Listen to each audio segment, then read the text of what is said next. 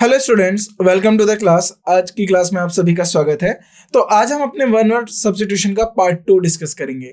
और ये जो पार्ट हम डिस्कस कर रहे हैं, आपको पता है, ये हम सेट के फॉर्म में कर रहे हैं। यानी हम एक पर्टिकुलर टॉपिक पे बात करेंगे और उस टॉपिक के सारे डोमेन्स को लेकर चर्चा करेंगे। जैसे लास्ट पार्ट में हमने स्टडी को लेकर बात करा था। अब किस किस विषय की स्टडी को लेकर क्या कहते हैं, हमने इस बारे में जानकारी करी थी। यानी हमने ये भी देखा था कि स्टडी का मतलब क्या होता है। मान लीजिए अगर आप अर्थ के बारे में जानकारी इकट्ठा कर रहे हैं, उसकी लैंड फॉर्म्स के बारे में इकट्ठा कर रहे हैं, तो उसको हम जियोलॉजी कहते हैं, राइट। इसी तरीके से अगर लिविंग वर्ल्ड की बात करते हैं, जीव विज्ञान की बात करोगे, तो आप उसे क्या कहोगे? बायोलॉजी कहोगे। तो इसी तरीके से हमने जो अपने पार्ट 1 में स्टडी को लेकर चर्चा करी थी और डिफरेंट टाइप के स्टडी को हम क्या बोलते हैं, हमने हर एक को लेकर डिस्कस किया। इसी पार्ट के अंदर भी हम कुछ ऐसा करेंगे, एक पर्टिकुलर टॉपिक लेंगे और उसके ऊपर डिस्कस करेंगे। देखिए, वन वर्ड टॉपिक जो वन वर्ड सब्स्टिट्यूशन जो होता है, वो ग्रामर का वोकैबुलरी का पार्ट होता है, नॉट ग्रामर का, सॉरी। तो वोकैबुलरी का पार्ट होता है। अब वोकैबुलरी का अगर पार्ट है तो वोकैबुलरी को बढ़ाया कैसा जाए? क्योंकि देखिए, वो ग्रामर के तो रूल्स रख लेंगे और याद रख कर लेंगे आप उनको, राइट, उनको लिख के प्रैक्टिस कर लेंगे और उसके बाद वो सेम रहेगा। लेकिन वर्ड के साथ क्या होता है कि वर्ड की तो कोई लिमिट ही नहीं है। तो वर्ड अगर आपको अपने इंक्रीज करना, वर्ड पावर आपको अगर अपनी बढ़ानी है, तो आप रीडिंग करिए, राइट। न्यूज़पेपर पढ़ सकते हैं, आप आर्टिकल्स पढ़ सकते हैं, आप टेक्स्ट बुक पढ़ सकते हैं। तो आप अलग अलग टाइप की जो है बुक्स को पढ़िए। और सबसे ज़रूरी होता है कि आप अपने रीडिंग में वेरिएशन लाइए। अगर आप फिक्शन पढ़ते हैं तो आप नॉन फिक्शन को भी पढ़ने की कोशिश करिए। तो उससे क्या होगा कि आपको दूसरे सब्जेक्ट्स के बारे में भी जानकारी मिलेगी और वहां से भी वर्ड सीखने को मिलेगा। और किस वर्ड को हम किस तरीके से यूज कर रहे हैं, उसके यूजेस के बारे में भी आपको पता चलेगा। तो ऐसे अपने वर्ड की जो है पावर को बढ़ाइए, वर्ड पावर बढ़ाइए। और उसके साथ जरूरी है कि वन वर्ड सब्स्टिट्यूशन के लिए बहुत जरूरी है कि आपको वर्ड के बारे में जानकारी हो कि ये वर्ड किस लिए यूज हो रहा है। अगर किसी के पीछे LOGY लॉजी लिखा है, तो हम ये देखा था मोस्टली जो स्टडी के अंदर वर्ड आते हैं उनके पीछे LOGY रहता है। जैसे psychology, right, mycology, right, cytology, और इसके बाद फिजियोलॉजी, इसी तरीके से न्यूरोलॉजी। तो ये बहुत सारे वर्ड्स हैं। ऐसे ही अब हम इस पार्ट के अंदर जो है दूसरे सेगमेंट को चर्चा करेंगे, यानी दूसरे टॉपिक को लेकर चर्चा करेंगे, और वो टॉपिक है फोबिया। अब फोबिया क्या होता है? अगर मैं ये कहूँ डर, और डर देखिए हर किसी को लगता है। डर एक साइकोलॉजिकल बिहेवियर है, यानी ये आपके हाथ, आपके कंट्रोल में नहीं है। ये डर होता है, चाहे कम होगा या ज्यादा होगा। चाहे आपको पानी से डर हो सकता है, आपको ऊंचाइयों से डर हो सकता है, राइट, आपको कीड़े से डर हो सकता है, आपको स्नेक से डर हो सकता है। किसी ना किसी से तो डर होता है। और सबसे बड़ा जो डर होता है वो होता है पेरेंट्स की डांट खाने का। तो ये भी एक डर है। तो ये जो डर है ना, ये कम या ज्यादा, और टीचर की डांट खाने का भी तो डर होता है। अगर आप नहीं पढ़ोगे, नहीं होमवर्क करोगे, आप पेरेंट्स की डांट खाओगे वो अलग, और टीचर की डांट खाओगे वो अलग। तो दो डर। तो जो डर होता है, अब हम डर को लेकर बात कर लेते हैं। डर एक साइकोलॉजिकल बिहेवियर है। जैसे आपको कोई चीज पसंद होती है और कुछ चीज नहीं पसंद होती है। आप गुस्सा दिखाते हो, आप अफेक्शन शो करते हो, आप प्यार दिखाते हो, आप रोते हो, हंसते हो। ये साइकोलॉजिकल बिहेवियर है आपका, राइट। अब ये जो साइकोलॉजिकल बिहेवियर है, जिसको हम बोलते हैं मनोविज्ञान, साइकोलॉजी, तो ये जो आपकी साइकोलॉजी है, उसी साइकोलॉजी में एक पार्ट आता है डर का। और ये डर बदलता रहता है। अब ये डर बदलता मतलब क्या है कि आपको नहीं पता कि आपको ऊंचाइयों से डर है या नहीं, लेकिन आप एक बार बहुत ऊंची बिल्डिंग पर चले गए और वहां पर आपको घबराहट महसूस होने लगी, यानी आपको ऊंचाइयों से डर है। आपने पानी के साथ, आपको लगता है कि पानी में आपको डूबने का डर लगा रहता है, तो आपको पानी के साथ डर है। तो इसी तरीके से डर की बहुत सारी कैटेगरी होती है। और हर एक कैटेगरी, यानी हर, अगर आपको सांप से डर लगता है, तो स्नेक से डर लगता है, तो उसका एक अलग नाम हो जाएगा। अगर आपको ऊंचाइयों से डर लगता है तो अलग नाम हो जाएगा। अगर आपको बाहर घूमने से जो डर लगता है, वो उसका एक अलग नाम हो जाएगा। तो डर की बहुत कैटेगरीज है और उसके लिए हमने नाम रखे हुए हैं। तो आज हम उन्हीं नामों पे चर्चा करेंगे कि अगर हमें किसी चीज से डर लगता है, तो उस चीज के द्वारा जो हमें डर लग रहा है, उस चीज से हमें जो डर लग रहा है, उस डर को हम क्या कहते हैं। देखिए, अब आपको तो पता है डर लग रहा है, लेकिन उस डर का एक नाम होता है, राइट। तो उससे पता चलता है, साइकोलॉजी, जो साइकोलॉजिस्ट होते हैं, कि अगर आप उसको बोलोगे कि मेरे को इस तरीके का फोबिया है, फोबिया का मतलब डर, तो वो समझ जाएगा कि ये किसकी बात कर रहा है, और फिर वो आपको उसी तरीके से ट्रीट करेगा। राइट। तो अब ये बहुत अच्छी बात होती है कि हमें पता रहना।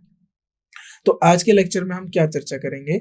आज के लेक्चर में हम डेफिनेशन ऑफ फोबिया पे बात करेंगे, यानी फोबिया कितने टाइप के होते हैं, या फोबिया की डेफिनेशन क्या है, फोबिया किसे कहा जाता है, और उसके साथ फोबिया से रिलेटेड वर्ड, राइट। तो अभी हमने बताया कि शब्दों को पढ़ेंगे। देखिए, फोबिया जो है एक ग्रीक वर्ड से आया है। ग्रीक वर्ड, एक ग्रीक देश था, वहां की लैंग्वेज को ग्रीक लैंग्वेज बोला जाता है। तो उसी ग्रीक लैंग्वेज में एक वर्ड था फोबोस, जिसका मतलब है डर, मॉर्बिड फियर, राइट। तो इसीलिए वहां से एक वर्ड निकला फोबिया। और ये जो डर वाला है, इसको हम सफिक्स के तौर पे यूज कर लेते हैं। सफिक्स का मतलब होता है, देखिए, कोई एक रूट वर्ड है, इसको हम बोलते हैं रूट वर्ड, या ये इसका मूल शब्द जैसे हम कहें, अगर उसके पीछे हम कुछ ऐड करते हैं तो उससे बोलते हैं सफिक्स। अगर हम पहले कुछ ऐड कर लेते तो उसे बोलते हैं हम प्रीफिक्स, राइट। तो इसी तरीके से सफिक्स और प्रीफिक्स होते हैं। तो जो ये फोबिया जो वर्ड होता है, अब हमें किससे डर है उसको दिखाने के लिए फोबिया हम उसके पीछे लिख देते हैं, राइट। तो उससे क्या हो जाता है कि हमें पता चल जाता है कि ये इससे डर है। तो डर को, राइट, और घबराहट को, अवर्जन, जो आपको होता है ना कि अजीब सा फील होता है, अनकंफर्टेबल फीलिंग होने लगती है, थोड़ा घबराहट ज्यादा होने लगती है, तो उसको हम बोलते हैं अवर्जन। तो उसी तरीके के जो वर्ड्स होते हैं उसके लिए हम फोबिया यूज करते हैं। तो अब आपको पता चल गया होगा। अब देखिए, हमने एग्जांपल भी जो लिया था, पहला एग्जांपल लिया था हाई प्लेसेस। अब क्या होता है कि काफी लोगों को पहाड़ों पे जाने से डर लगता है। अब बात ये नहीं है कि पहाड़ से जाते ही वो गिर जाएंगे, गिरने का डर नहीं होता, ये डर होता है। अब ऐसा नहीं है कि पहाड़ पे लोग नहीं रहते, वहां पर लोग रहते हैं। अब आप ये नहीं कि जाते पहाड़ों पे जाओगे, इसका मतलब है कि पहाड़ों पे चढ़ोगे, चढ़ने की बात नहीं हो रही है। ऊंचाई पे जाने से डर लगता है, तो उसको बोलते हैं हम एक्रोफोबिया। तो एक्रोफोबिया का मतलब होता है जिनको हाई प्लेसेस, ऊंची जगहों से डर लगता है। फियर ऑफ सॉलिट्यूड, और फियर ऑफ सॉलिट्यूड का मतलब होता है ऑटोफोबिया, राइट। फियर ऑफ डेप्थ, जिन्हें गहराइयों से डर लगता है, राइट, राइट, गहराई से डर लगता है, तो उसको बोलते हैं बैथोफोबिया। क्या बोला जाता है? बैथोफोबिया। फियर ऑफ अगलीनेस, यानी जिसे भद्दा होने से डर लगता है। देखिए, फेयर और अगली, इसका कोई कंपैरिजन नहीं होता है, ये फ्रेम ऑफ रेफरेंस होता है। आप किसको फेयर कहोगे तो आप किसी की तुलनात्मक के तौर पे कहोगे कि ये फेयर है। अगर अगली है तो किसी की तुलना से ही तुलना। देखिए, अब जो ये अच्छा और बुरा वाला जो कॉन्सेप्ट है, फेयर और अगली वाला कॉन्सेप्ट होता है, इसको थोड़ा ध्यान से समझिए। अगर आप किसी को कह रहे हो फेयर, किसी वस्तु को या किसी व्यक्ति को आप फेयर कह रहे हो, तो फेयर कैसे कह सकते हो जब तक आप उसका कंपैरिजन नहीं करोगे। तो कंपैरिजन में ही फेयर बोला जाता है, और अगली भी कंपैरिजन में ही बोला जाता है। तो अपने आप में फेयर और अगली नहीं है, कोई अपने आप में ये कोई शब्द नहीं है या कोई स्टेट नहीं है, ये कंपैरिजन के साथ आता है कि हम कंपेयर करते हैं कि ये इससे फेयर है या इससे ये फेयर नहीं है, ये इससे ज्यादा अगली है या ये ज्यादा अगली है। तो ये एक कंपैरिजन की बात होती है, राइट। बाकी हमें इसमें नहीं जाना। अब हमारा जो मेन काम है वो है वर्ड को पढ़ना। फियर ऑफ अगलीनेस का मतलब होता है कैकोफोबिया, जिसको भद्दा होने से डर लगता है। फियर ऑफ टाइम, जिसको समय से डर लगता है कि समय निकल जाएगा, टाइम निकल जाएगा। बार बार टाइम को लेकर बात करता रहता है, उसको बहुत लगता है कि टाइम लाइन ही सब कुछ है, life is all about time. तो उसको लगता है कि समय मतलब जिंदगी जो है वो समय है, या समय ही जिंदगी है, इस तरीके से। तो जिसको टाइम से लेकर डर लगता है तो उसको बोलते हैं हम क्रोनोफोबिया, राइट, क्रोनोफोबिया।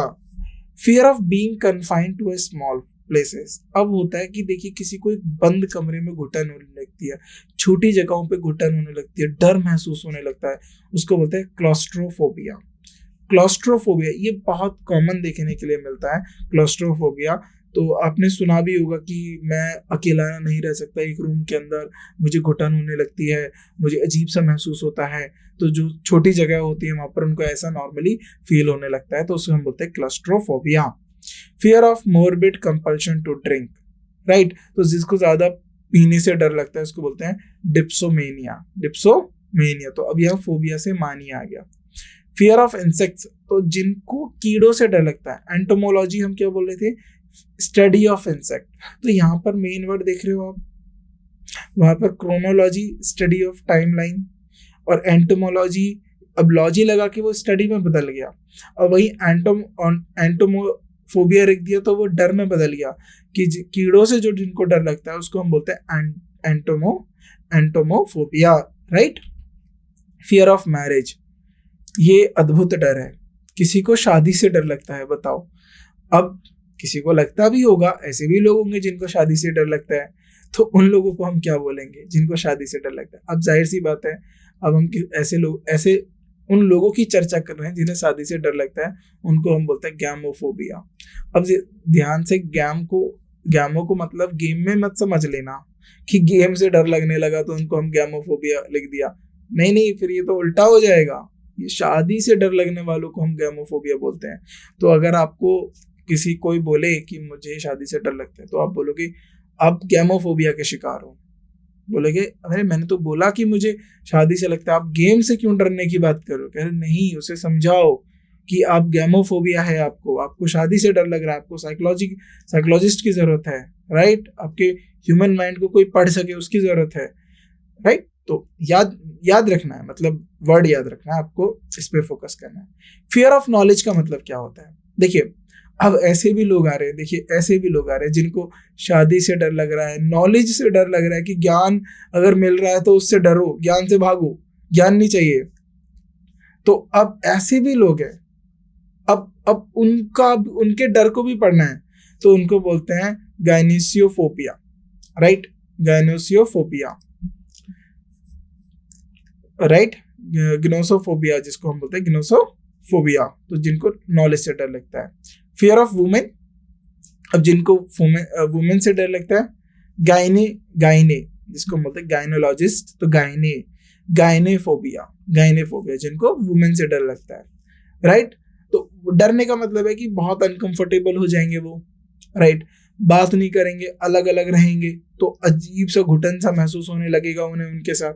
तो इस तरीके से जो होता है, यानी अवर्जन की भी बात कर रहे हैं हम। वो ऐसा वाला डरना है नहीं कि जो आपने किसी घोस्ट को देख लिया और आप डर गए कि कोई लेडी जा रही है और उन्हें देख के कोई चिल्ला दिया, ऐसे डरने की बात नहीं कर रहे हैं यहाँ पर, अनकंफर्टेबल लेके बात कर रहे हैं, राइट। तो ऐसा कि फिर नॉलेज की कोई बात हो रही है, वो चिल्ला दिया, ओ ये क्या हो गया, ऐसे डरने की बात नहीं हो रही। अवर्जन की बात होती है, आपके इरेशनल फीलिंग की बात होती है, राइट। उसको लेकर हम चर्चा कर रहे हैं।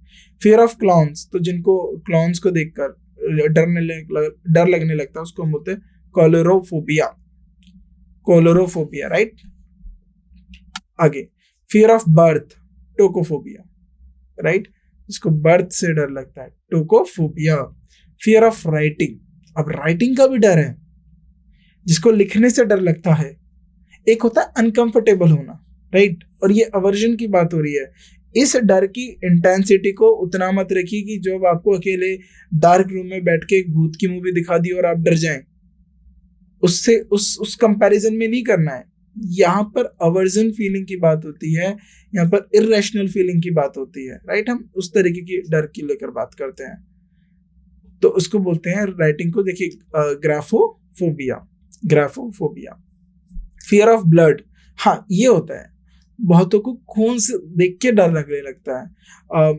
ऐसे भी हो जाता है कभी कभार कि किसी ने खून देख लिया तो उसको वॉमिट हो जाती है, या वो एकदम घबरा जाता है, तो उस टाइम वो इंटेंसिटी उसके डर की ज्यादा होती है कि वो बर्दाश्त नहीं कर सकते क्राइम, खून वून ये सब, तो उसको बोलते हैं हम हेमेटोलॉजी। अब देखिए हेमेटोलॉजी, अब वर्ड क्या है, हेमेटो, इसके आगे लॉजी लगा दोगे तो आप स्टडी ऑफ ब्लड हो जाएगा, और हेमेटोफोबिया कर दोगे तो आप फियर ऑफ ब्लड हो जाएगा। तो वेरिएशन नहीं है, मेन वर्ड है, बस हमने सफिक्स चेंज कर रहे हैं। फियर ऑफ ट्रैवलिंग, मैंने अभी बताया था ना आपको, काफी लोगों को बाहर निकलने से डर लगता है, उन्हें नई जगह जाने से डर लगता है, वो ट्रैवलिंग करना पसंद नहीं करते हैं। तो जब ऐसा कुछ फियर होता है, फियर ऑफ ट्रैवलिंग होता है, उसको बोलते हैं होडोफोबिया। क्या बोला जाता है, होडोफोबिया।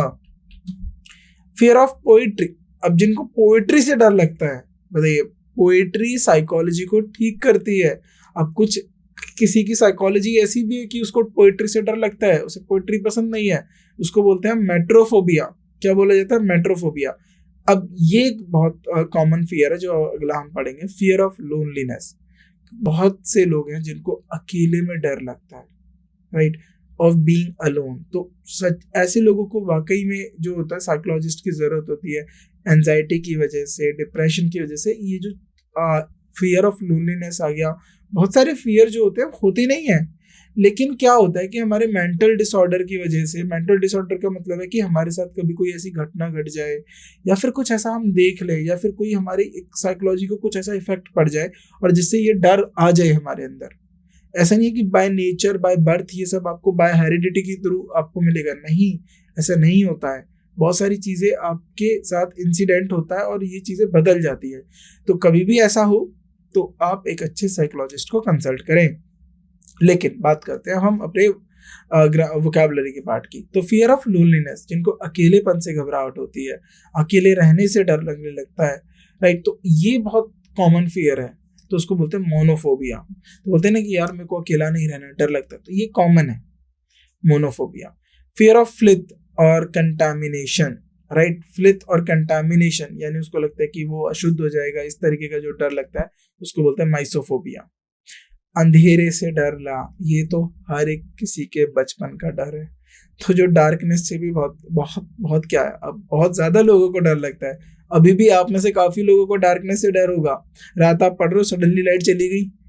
अब क्या है, देखिए, आपको डार्कनेस से ज्यादा ना आपको अपनी इमेजिनेशन से डर लगने लगता है कि आपके थॉट्स इमेजिन करने लगते हैं कि कोई खड़ा है मेरे पीछे, कोई ऐसे है, कोई मेरे बेड के नीचे है, कोई मेरे को उस अलमीरा के बगल से कोई देख रहा है, कोई विंडो से झांक रहा है। तो ये सारे जो आपके जो डर है ना, ये ह्यूमन आपके माइंड से आते हैं।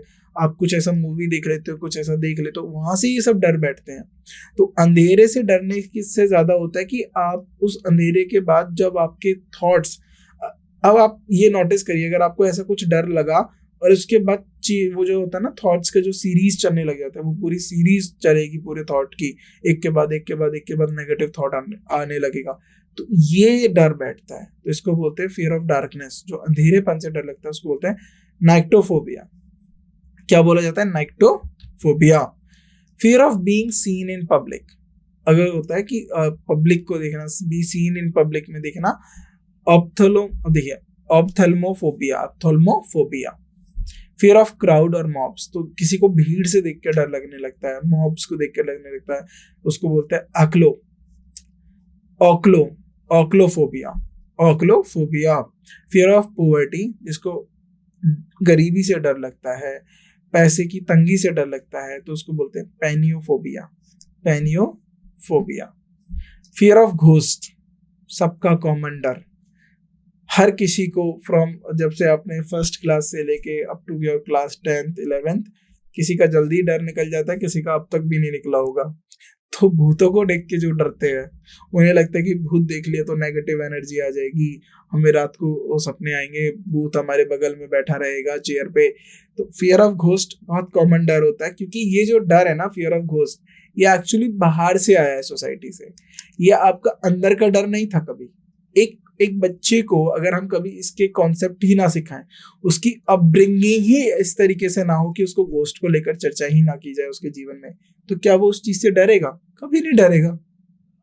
जिस बच्चे को बचपन से ही डार्कनेस उसके फैमिलियर हो, राइट, मतलब कंफर्टेबल हो जाए, उसके पेरेंट्स ने उसको बचपन से ही उसकी अपब्रिंगिंग में ही उसको डार्कनेस से कंफर्टेबल कर दिया, उन्होंने उसको घोस्ट ये सब कुछ बताया ही नहीं, हमेशा पॉजिटिव और एक होपफुल अप्रोच में रखा, तो क्या वो डरेगा? नहीं डरेगा। तो ये जो डर होते हैं ये बाहर से भी आते हैं। ऐसा नहीं है कि आप डर रहे हो तो ये आपके अंदर की बात है या अंदर की कोई कमी है, नहीं, ये बहुत सारी जो चीजें होती हैं हम अपनी सोसाइटी से एक्वायर करते हैं। घोस्ट की अभी आपने अब तक तो कोई एक्सपीरियंस किया नहीं होगा, लेकिन आपने ये बाहर से ले लिया डर, तो बाहर से लिए हुए डर को डरने की जरूरत नहीं है, इसको निकाल दीजिए। तो फियर ऑफ घोस्ट जिसको है, अब देखिए उसको क्या बोलते हैं, फैस्मोफोबिया जिसको है वो निकाल दो। घोस्ट से डरने की जरूरत नहीं है, राइट, किसी से भी डरने की जरूरत नहीं है। फियर ऑफ डेथ, ये हर एक का डर है, और ये जो डर है ये बेवजह का डर है, और ये जाहिर सी बात है, होता भी है, नेचुरल भी है, because we are not immortal, we are mortal, right. तो फियर ऑफ डेथ को हम बोलते हैं, देखिए, थैंटोफोबिया का मतलब क्या होता है? Fear of death. Fear of burglars, इसको हम बोलते हैं scelerophobia. Fear of compulsive desire to steal. अब ये आपने देखा होगा, ये आजकल काफी ज्यादा चर्चित में भी रहा कि किसी को चोरी करने का जो होता है क्लिप्टोमेनिया होता है, कि compulsive desire to steal, right, तो उसको हम बोलते हैं kleptomania, right. Fear of getting fat, अब बहुत है, ये कॉमन फियर हो गया आजकल कि सबको मोटा होने से डर लगता है कि मोटे नहीं होने चाहिए, हम अच्छे नहीं लगेंगे। मोटा होने से वो जो हम फियर ऑफ अगली की बात कर रहे थे, दोनों रिलेट हो जाते हैं, क्योंकि आउट ऑफ शेप हो जाएंगे तो हम अगली लगने लगे। अगेन फ्रेम ऑफ रेफरेंस की बात कर रहे हैं, तो इसको हम बोलते हैं लिपोफोबिया। फियर ऑफ फैट को बोलते हैं हम lipophobia, getting fat. Fear of mania for talking, right. हाँ, ये होता है, ये इंट्रोवर्ट जो पर्सन होता है या इंट्रोवर्ट जो पीपल होते हैं, जो लोग होते हैं इंट्रोवर्ट, उनको बात करने में घबराहट होती है, डर लगता है, उसको हम बोलते हैं logomania, right. Fear of spiders, spiders को देख के अगर फियर लगता है तो इसको बोलते हैं आर्कनोफोबिया, राइट। क्या बोला जाता है? Arachnophobia. Fear of old memories, mnemophobia. क्या बोला जाएगा? Mnemophobia. Fear of flying, right, उड़ने से किसी को डर लगता है। फ्लाइंग का मतलब है कि एरोप्लेन में बैठने से या पायलट बनने से या स्काई डाइविंग करने से। स्काई डाइविंग तो बहुत दूर की अलग होगी, वो तो नॉर्मल पर्सन को भी डर लगने लग जाए कि जैसे ही वो विंडो एरोप्लेन का गेट खुला और कूदने की बारी आई तो वो वैसे ही डर जाएगा। तो वहां पर वो जो डर होता है ना, वो फियर ऑफ डेथ होता है, टेंथोटोफोबिया होता है, राइट। पर लेकिन जिनको प्लेन में बैठने से भी घबराहट होती है, डर लगने लगता है, उसको हम बोलते हैं एवियोफोबिया। एक तो होता है कि किसी के लिए फर्स्ट टाइम एक्सपीरियंस होता है तो उसे पता ही नहीं होता है, तो लेकिन जब वो जाए और उसको एक्सपीरियंस हो, उसको वो फियर था वो खत्म हो गया। लेकिन किसी के साथ वो फियर हमेशा के लिए रहता है, वो जब भी ट्रैवल कर रहा है उसे वो डर लग रहा है और बार बार उस डर की वजह से वो उस चीज को नहीं कर रहा है, तो उसको हम बोलते हैं एवियोफोबिया। अब फियर ऑफ कैट्स, अब देखिए कैट से भी फियर होता है, एलुरोफोबिया का मतलब होता है फियर ऑफ कैट्स। जब आप कैट्स को देखकर डर जाते हो, काफी लोगों को डॉग से देख के डर होता है कि जहां डॉग दिख गया जिस स्ट्रीट पे, वो स्ट्रीट ही बदल देंगे, चाहे आपको 1 किलोमीटर का राउंड लेना हो। अब वो डॉग कुछ भी नहीं कहता होगा, वो सबसे शांत डॉग होगा, राइट। वो इवन कोई जा रहा होगा उसे कोई फर्क नहीं होगा, वो अपना मस्त सो रहा होगा। लेकिन कुछ लोग होते हैं जिनको इतना डर लगता है, वो पूरे उस डॉग की स्ट्रीट को क्रॉस करने से, यानी जो उस स्ट्रीट से जाने पे से 1 किलोमीटर तक का दायरे पे घूम लेते हैं। तो राइट, तो कैट्स वाले लोगों को, जिनको कैट से डर लगता है, उसको हम बोलते हैं एलिरोफोबिया।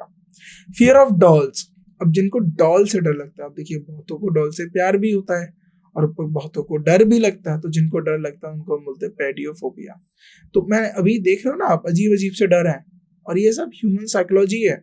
ये डर जो है, ये ऐसे डर नहीं है, ये साइकोलॉजिकल डर है और ये हो जाते हैं। फियर ऑफ मेडिसिन, अब मेडिसिन से डर लगने लगता है, इसको हम बोलते हैं फार्माकोफोबिया। फार्मा मतलब मेडिसिन को लेकर बात करते हैं, फार्माकोफोबिया का मतलब होता है fear of medicine. Fear of foreigners, अब बहुतों को नए लोगों से डर लगता है। फॉरेनर्स का मतलब यहाँ पर ये नहीं है कि इंडिया से बाहर के लोग, अगर आप कहीं दूसरी जगह भी जाते हो, राइट, मान लीजिए आप किसी ऐसे स्टेट में गए जो बिल्कुल अलग है, उसकी लैंग्वेज अलग है, उसका कल्चर अलग है, राइट, वहां पर आप बिल्कुल अलग हो, आप एक अलग स्टेट से और वो बिल्कुल एक कंप्लीटली अलग स्टेट। कोई भी स्टेट हो सकता है, कहीं से भी आप इधर से उधर चले जाइए, इंडिया इतनी डाइवर्सिफाइड कंट्री है, राइट। सो वहां पर आप फॉरेनर्स कहलाए जाओगे, वो आपके लिए फॉरेनर लैंड होगी, एलियन लैंड जिसे हम बोलते हैं। तो ये सारे सिमिलर वर्ड होते हैं, तो इसको हम बोलते हैं xenophobia, right, xenophobia. Fear of fire को बोलते हैं हम पायरोफोबिया। क्या बोला जाता है? Pyrophobia. Fear of public speaking को हम क्या बोलेंगे? ग्लासोफोबिया। पब्लिक स्पीकिंग का मतलब होता है कि जब आप स्टेज पे खड़े होते हो, जिसे हम बोलते हैं स्टेज फियर, राइट, ग्लोसोफोबिया। तो अब क्या होता है कि आप कंफर्टेबल नहीं होते हो अपनी बात को बोलने में, आपको डर लगने लगता है। आप सबसे पहले ये सोचते हो कि क्या बोले, फिर मैंने अगर कहीं अटका तो ये लोग हंसेंगे तो नहीं। अगर आपने कभी भी ऐसा कुछ ट्राई नहीं किया है पब्लिक स्पीकिंग के लिए, कभी अपनी चीजें बाहर आके इस तरीके से व्यक्त नहीं करी है किसी मंच पे आके, तो आप कोशिश करिए, अपने इस फियर को खत्म करिए। जब तक ये खत्म नहीं होगा तब तक आप कंफर्टेबल नहीं होंगे और अपने बात को एक लार्ज प्लेटफॉर्म पे रख नहीं पाएंगे। राइट। तो सबसे ज़रूरी होता है आपके अपने अचीवमेंट्स के लिए, अपने पर्सनल ग्रोथ के लिए, कि आपको पब्लिक स्पीकिंग आनी चाहिए। आपको 6-7 लोगों के बीच अपनी बात कहनी आनी चाहिए। तो धीरे धीरे पहले किसी एक के सामने कंफर्टेबल करो, फिर 2, फिर 3, 4, इसी तरीके से अपनी क्लास में हो तो क्लास में बताओ, अपने फ्रेंड सर्कल में हो तो वहाँ पर प्रैक्टिस करो, अपने गली मोहल्ले में हो तो गली मोहल्लों को बैठा के सुनो। करो ये काम, अपनी पब्लिक स्पीकिंग को निकालो, मतलब इस डर को निकालो और इसको बढ़ाओ। तो ग्लोसोफोबिया, तभी तो आप इंग्लिश सीख रहे हो, उसको इम्प्लीमेंट भी तो करना है ना। जो आप चीज सीख रहे हो, आप एग्जाम देंगे, एग्जाम में अच्छा परफॉर्म कर लेंगे, जॉब लग जाएगी, देन व्हाट? यूज थोड़ी ना खत्म हो जाएगा इंग्लिश का। या आपको अच्छा कॉलेज मिल जाएगा, उसके बाद इंग्लिश खत्म, तब तो और ज्यादा काम आएगी। आप उसके यूजेस को समझिए, एप्लीकेशन को समझिए, उसको इम्प्लीमेंट करिए। फियर ऑफ गॉड, जिसे भगवान से डर लगता है, उसको बोलते हैं थियोफोबिया, राइट। थियोफोबिया। फियर ऑफ पॉइजन, जिसको जहर से डर लगता है, टॉक्सिकोफोबिया। क्या बोला जाता है? टॉक्सिकोफोबिया। फियर ऑफ नंबर 13, ये एक अजीब फोबिया है जिसको सिर्फ 13 नंबर से डर लगता है। फियर ऑफ नंबर 13, तो इसलिए अपने इसका नाम भी ब्रेक करेंगे।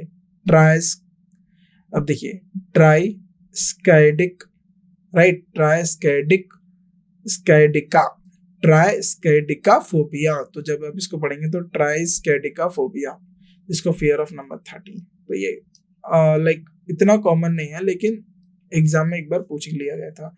फियर ऑफ जर्म्स और डर्ट, राइट, जिसको जर्म्स और डर्ट से फियर लगता है, इसको बोलते हैं माइसोफोबिया।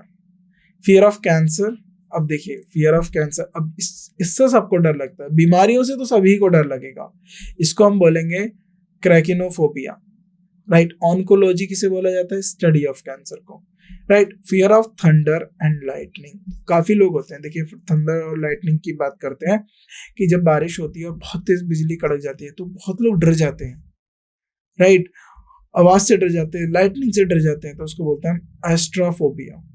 तो यानी कि ये किसका डर है? थंडर और लाइटनिंग का, राइट। जब थंडर और लाइटनिंग होती है, बहुत मूसलाधार बारिश हो रही है, कड़कड़ा रहे हैं, बिजली एकदम चमक रही है, तो उस टाइम काफी लोगों को डर रहता है, वो एकदम विंडो और कर्टेन्स को क्लोज कर लेते हैं, तो उसको बोलते हैं एस्ट्रोफोबिया।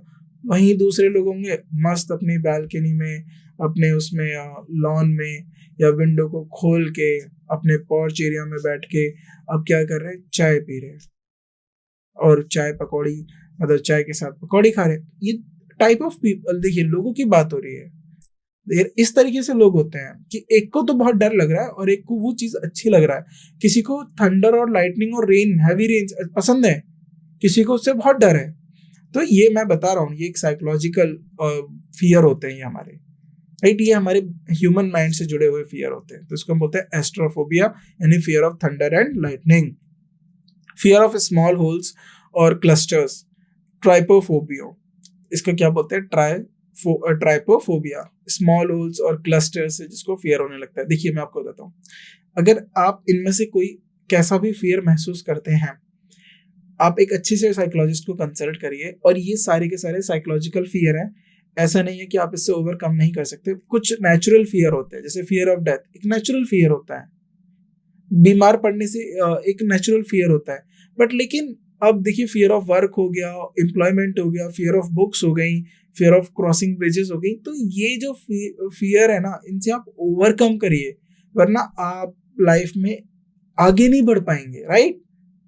अब मान लीजिए किसी को बुक से फियर नहीं है, वो बुक्स पढ़ेगा, वो अच्छे से जानकारी इकट्ठा करेगा, वो काम कर सकता है, वो ब्रिजेस को क्रॉस कर सकता है, वो कहीं भी रह सकता है, अडेप्टेशन उसकी हाई है।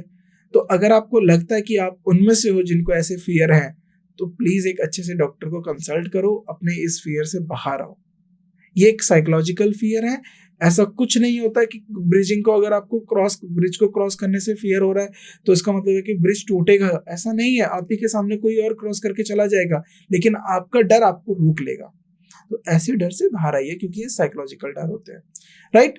तो फियर ऑफ स्मॉल होल्स और clusters, trypophobia. Fear of crossing bridges, gephyrophobia, right, gephyrophobia. Fear of books, bibliophobia. Fear of work और एम्प्लॉयमेंट, इरेगोफोबिया। इरेगोलॉजी मतलब अब आपने पढ़ा था वर्क और एम्प्लॉयमेंट को, अब ये हो गया हमारा इरेगोफोबिया। यानी फियर ऑफ वर्क और एम्प्लॉयमेंट, किसी को काम करने से, एम्प्लॉयमेंट होने से, रोजगार में आने से डर लगता है। Fear of animals, zoophobia. अब ये हो जाता है, ये कॉमन हो जाता है कि एनिमल्स को देख के लोग डर जाते हैं कि कोई, अब मान लीजिए सामने शेर खड़ा है, आप डरोगे, नेचुरली डरोगे। सामने टाइगर आ गया, डरोगे। लेपर्ड आ गया, डरोगे। ये थोड़ी है कि नहीं नहीं मैं नहीं डर रहा, मेरे अंदर ये फियर नहीं है। नेचुरल फियर्स अलग बात होती है, राइट। नेचुरल फियर हर किसी में होते हैं, बट अगर कोई आपको साइकोलॉजिकल फियर है, जैसे बुक से हो गया, ब्रिज से हो गया, और इस तरीके से वाटर से हो गया, थंडर और लाइटनिंग से हो गया, तो इनसे, पब्लिक स्पीकिंग से हो गया, तो ये तो बहुत जरूरी है, इनसे ओवरकम करना आपको आना चाहिए। फियर ऑफ हेयर, बालों से जिसको होने लगता है उसको हम बोलते हैं ट्रेकोफोबिया। फियर ऑफ स्नेक्स, स्नेक्स, हाँ स्नेक्स तो अब ये काफी लोगों को डर लगता है, काफी लोगों को नहीं लगता, तो बहुत कम है जिनको नहीं लगता है, अधिकतर लोगों को ज्यादा लगता है, ये मान के कि जो स्नेक्स होते हैं पॉइजनस होते हैं। अब सारे स्नेक्स पॉइजनस भी नहीं होते, राइट। कुछ स्नेक्स पॉइजनस होते हैं, कुछ नहीं होते। अब पॉइजनस की जगह हम सही वर्ड यूज करेंगे वेनमस। वेनमस जो होते हैं, काफी ज्यादा वेनमनस होते हैं और काफी कम नहीं होते, मतलब कुछ वेनमनस होंगे और कुछ नहीं होंगे, तो इस वजह से हम स्नेक से डरते हैं, तो इसको हम बोलते हैं ओफिडियोफोबिया। ओफिडियोफोबिया, राइट। फियर ऑफ वाटर को हम बोलते हैं एक्वाफोबिया। तो ये पानी से हो जाता है लोगों को। क्या कभी होता है कि कोई स्विमिंग करने गया, वो डूब गया, तो उसको डूब गया और फिर उसके साथी ने या किसी ने उसको निकाला, तो उसके अंदर एक डर बैठ जाता है। फिर उस डर की वजह से वो कभी स्विमिंग या किसी इसी तरीके के स्पोर्ट्स, जो वाटर एक्टिविटीज है, उसमें पार्टिसिपेट नहीं कर पाता। और किसी को नेचुरल फियर भी होता है, पानी को देख कर डर लग जाता है। तो ये साइकोलॉजिकल फियर होते हैं, इनसे आप ओवरकम कर सकते हैं, राइट। इसको हम बोलते हैं एक्वाफोबिया। एक्वा मतलब water. Fear of monkeys, monkey से जिन्हें डर लगता है, इसको हम बोलते हैं पिथिकोलोफोबिया। पिथिकोफोबिया मतलब फियर ऑफ मंकीज। तो अपने नाम से बिल्कुल उल्टे हैं। Fear of coldness, frigo, fridge से वर्ड याद रखिएगा, frigophobia. Fear of physical pain, agliophobia. Agliophobia मतलब फिजिकल पेन, जिसको फिजिकल पेन से डर होता है, तो वो फिजिकल लेबर नहीं करेगा। यानी मान लीजिए किसी को डर होगा कि यार उसके पैरों में दर्द होने लगेगा, मेरे पैरों में दर्द होने लगेगा, तो वो रनिंग भी नहीं करेगा, वो कोई स्पोर्ट्स भी नहीं खेलेगा। तो ये चीजें आपको रोक देंगी, आप आगे नहीं बढ़ पाओगे। तो इन सब डर से बाहर निकलिए, राइट। इसको बोलते हैं हम एगिलोफोबिया। फियर ऑफ बर्ड्स को हम क्या बोलते हैं, ऑरिंथोफोबिया, राइट। ऑरिंथोफोबिया को हम क्या बोलेंगे, फियर ऑफ बर्ड्स। तो यहाँ तक हम अपने 56 फियर्स पढ़े। तो एग्जाम पॉइंट ऑफ व्यू से आपको ये याद होने चाहिए, क्योंकि एग्जाम में पूछ लिए जाते हैं वन वर्ड सब्स्टिट्यूशन में। अब इससे थोड़ा अलग बात करते हैं। अगर आपको लगता है ऐसे फियर आप में है, या आपके फैमिली में किसी में है, या फ्रेंड सर्कल में है, तो प्लीज उनको बोलिए कि आप एक अच्छे साइकोलॉजिस्ट को कंसल्ट करें, और आप भी उनकी मदद करिए इसको ओवरकम कराने में। ओवरकम कराने का मतलब ऐसा नहीं है कि अगर किसी को पानी से डर है उसको सीधा आप नदी में ले जाए, नहीं, तब इंटेंसिटी फियर की बढ़ जाती है। ऐसा नहीं है, उनको प्रॉपर उनको मेंटरिंग करिए, उनको मतलब एक अच्छे साइकोलॉजिस्ट के पास लेके जाइए जो इसके बारे में अच्छी जानकारी रखता हो, उनको हेल्प करिए इससे ओवरकम करने में। As a responsible citizen, as a responsible friend, as a responsible family member, तो आपकी ये ड्यूटी बनती है कि आप इस तरीके हेल्प करें। किसी को अगर ये डर है, तो अगर मान लीजिए आपके किसी एक दोस्त को पब्लिक स्पीकिंग से डर है, तो उसके लिए छोटे छोटे सेमिनार अरेंज करिए कि 4-5 आप फ्रेंड्स गैदर हो गए और उसको मोटिवेट करिए कि आप बोलो, वो हिचकिचाएगा, वो नहीं बोलेगा, वो भाग जाएगा, वो लेकिन उसे खुद महसूस होगा और वो कोशिश करेगा। और ऐसा आपने किया तो इसका मतलब है कि आप सीख रहे हो, राइट। आप अच्छी चीजों को सीख रहे हो, राइट। तो ये चीजों को निकालिए। किसी को राइटिंग से डर है तो उससे थोड़ा बहुत लिखवाइए, उससे बोल दीजिए कि चलो हमारे बारे में 4 वाक्य लिख दो, चलो अपने पेरेंट्स के बारे में 4 लाइन लिख दो। तो धीरे धीरे ये डर खत्म होने लगते हैं। कुछ डर को आप अपने लेवल पे भी ठीक कर सकते हो, और कुछ डर होते हैं जिनके लिए आपको एक साइकोलॉजिस्ट की जरूरत होती है, आप उनसे कंसल्ट करिए। तो हम इंग्लिश को भी सीख रहे हैं, और भाषा को सीखने का मतलब ही यही है कि अगर आपको उसका भाषा का ज्ञान है, तो उस ज्ञान से आपको एक समझ मिली, और उस समझ से दूसरों को हेल्प करिए। यही तो सीखा जाता है। लैंग्वेज सीखी क्यों जाती है, ताकि हम खुद की और दूसरों की मदद कर पाए, अपनी और दूसरों की जरूरतों को समझ पाए, अपने और दूसरों के विचारों को आपस में एक्सचेंज बदल पाए। हम उनके विचार उनसे ले पाए और अपने विचार उन्हें प्रस्तुत कर पाए। भाषा का यही तो यूज होता है, इसीलिए हम इसको सीखते हैं। इसीलिए अब भाषा का अगर आपको उपयोग आता है, आपको पता है कि किस तरीके के फेयर होते हैं, क्या होते हैं। अगर आपको उनके फेयर के नाम भी नहीं पता तो एग्जाम पॉइंट ऑफ व्यू से नाम याद रखिए, अपनी अंडरस्टैंडिंग के लिए नाम याद रखिए, रीडिंग ज्यादा से ज्यादा करिए। लेकिन अगर किसी को ऐसा फेयर है तो उसकी हेल्प भी करिए उससे ओवरकम करने में, राइट। तो आज के लेक्चर को हम यही एंड करते हैं। Thank you so much. बाकी के अगले जो नेक्स्ट पार्ट हम जब भी आएगा हमारा थर्ड पार्ट, तो उस थर्ड पार्ट में हम और दूसरे टॉपिक को लेकर चर्चा करेंगे। तो यहाँ तक आपने फियर्स को समझा, तो इनको पढ़िए और अच्छे से लर्न करिए और प्रैक्टिस करिए।